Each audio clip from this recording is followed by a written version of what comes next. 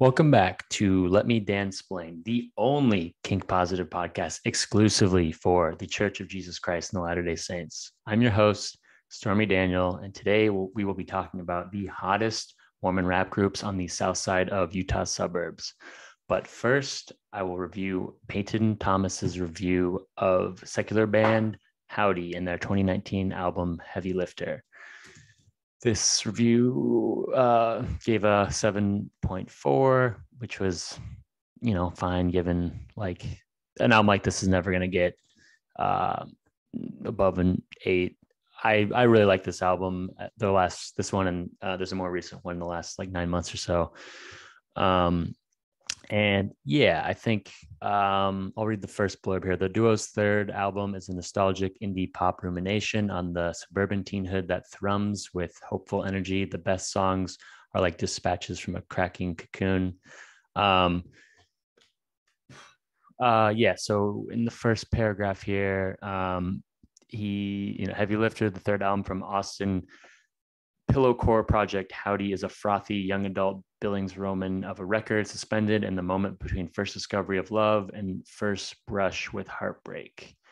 And it kind of goes on to, I guess, talk about, trying to move to the coast to solve their problems, and realizing that it's another problem waiting to happen, and singing about a friend who they want to be more than a friend. And anyway, just kind of the lyrical content, which I don't think is what makes this record particularly interesting, or why you're listening to this album. I think he goes on to criticize them as kind of saying, this is really not very differentiable from other indie pop of the last decade. And yeah, I think what they're really trying to situate themselves in the contemporary folk rock genre, but very different from the Head and the Heart and the Lumineers. I think those can be quite insufferable lyrically. And I think what Hovvdy is doing is they have some sincere lyrics, but I think it's sort of undermined or kind of given an even keel by some of their lo-fi slacker rock components. I think I read in some interview, the early stuff, they said they used to just eat pizza and smoke weed at 3 a.m. and try to write as slow of a song as possible.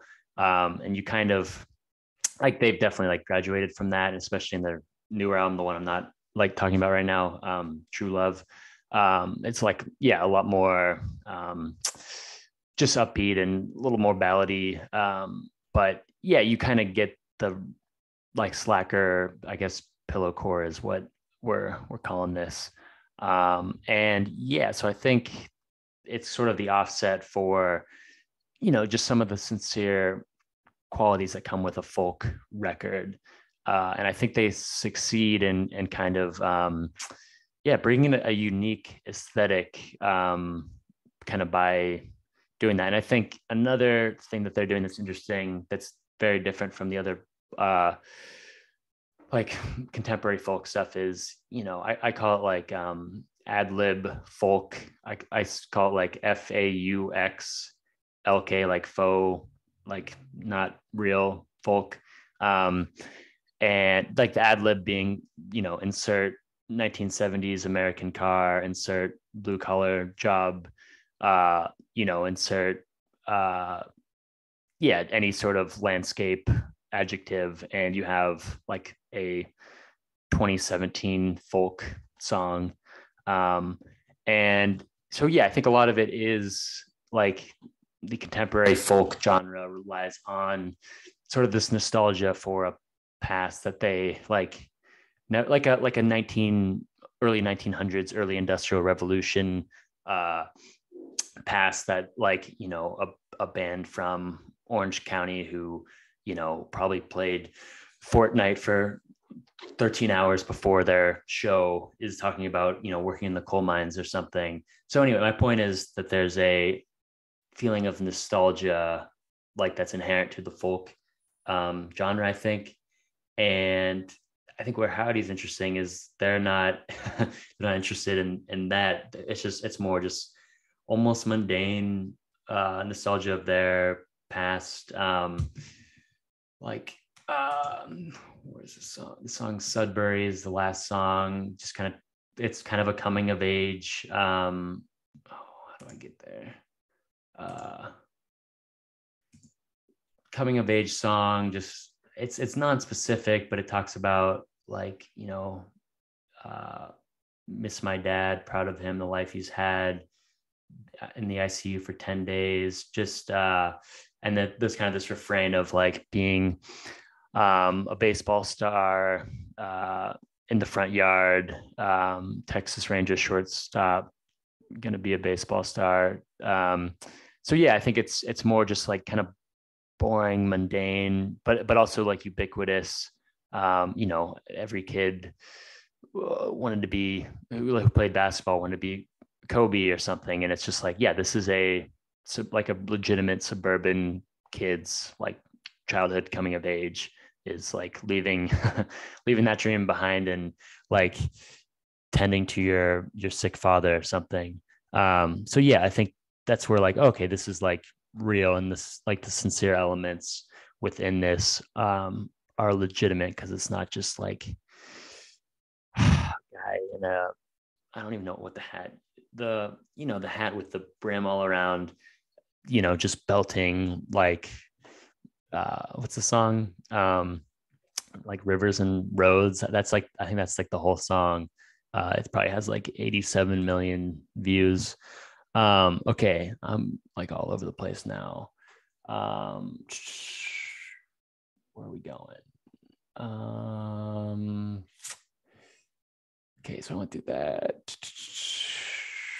Cathedral, the record's lead single and best song, finds emancipating joy in the realization that it is brighter than before outside of a repressive church. And yeah, I think he goes on to say, he says right there, it's the best song. Yeah, that is the best song on the record. That might be the only thing I strongly agree with this review on. Great track. I mean, he kind of goes on again to talk about the specificity of the lyrics, and again, that's just not why you're in it. Like it's the vibes, man. It's the slow core, like Slacker meets like legitimate suburban nostalgia, that I think is a unique like flavor in the indie rock climate.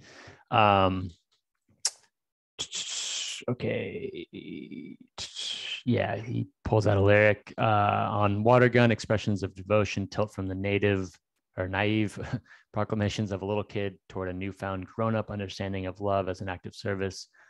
A promise to gladly dry the dishes lands with exponential poignancy. And so, yeah, I think there's like the sincerity that if you like, I don't know, saw like a cringeworthy Instagram post of a husband who like is I don't know, trying to ham it up as number one like dad, like gladly drying the dishes. Like, I guess what I'm saying is this record, this song kind of gets at similar sensibilities without being cringeworthy, because I think of the delivery method of some of the more lo-fi elements and just legitimate like narrative expressions.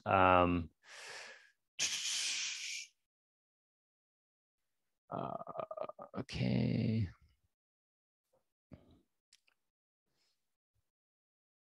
And here's where, so he says these songs are grand, inviting backdrops against which the listener can set any number of paper dolls. I don't know what that means. And then he goes on, but with the exception of a few skittering programmed drums, they don't innovate on the sound of last decade's indie pop as much as imitate it. The lack of specificity in their songwriting means that they never quite eclipse their influences. The world they depict is always a bit blurry, like someone smeared Vaseline on the lens. Any two people in a small town, North America, could occupy the vague starring roles.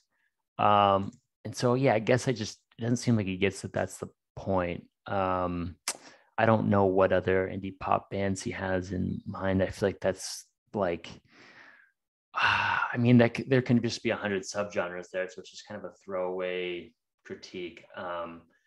Yeah, I mean, yeah, like I've been saying, is I don't think they're clearly like trying to bring in more folk elements. They on like 1999, the first track, they have like a kick drum that I think actually lands on like literally every other folk song from like 2010 through 20, probably today. So yeah, what else did I say? Yeah. Okay.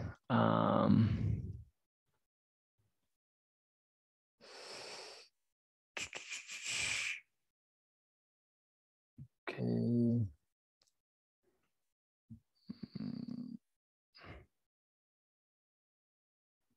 Right.